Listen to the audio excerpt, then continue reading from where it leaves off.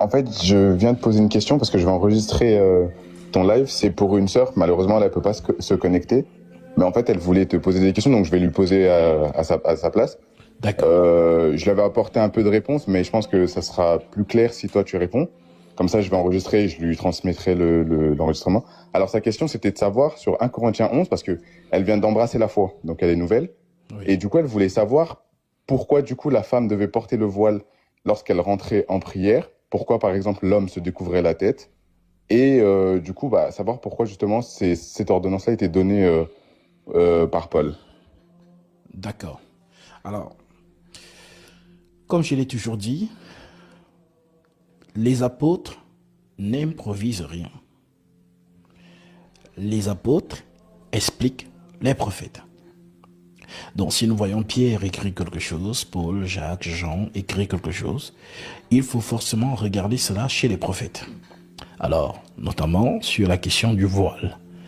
Alors, le voile ici dont on parle est donc une recommandation du Saint-Esprit par l'apôtre Paul, parce que justement, nous sommes ici dans une hiérarchie de la divinité vers les hommes. Voilà pourquoi dans ce verset-là, Paul commence par je veux que vous sachiez que Christ est le chef de tout homme, que Dieu est le chef de Christ, et que voilà, l'homme est le chef de la femme.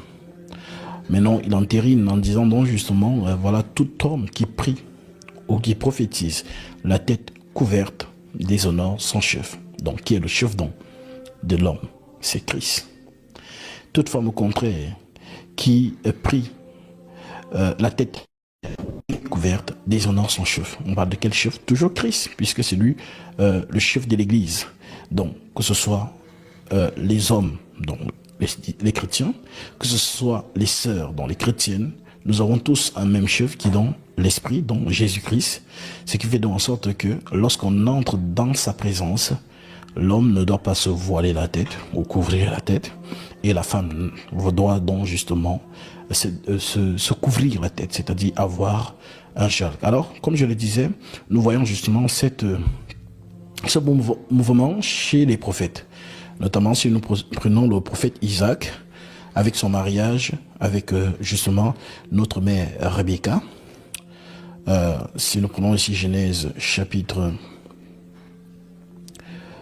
25, notamment verset 60.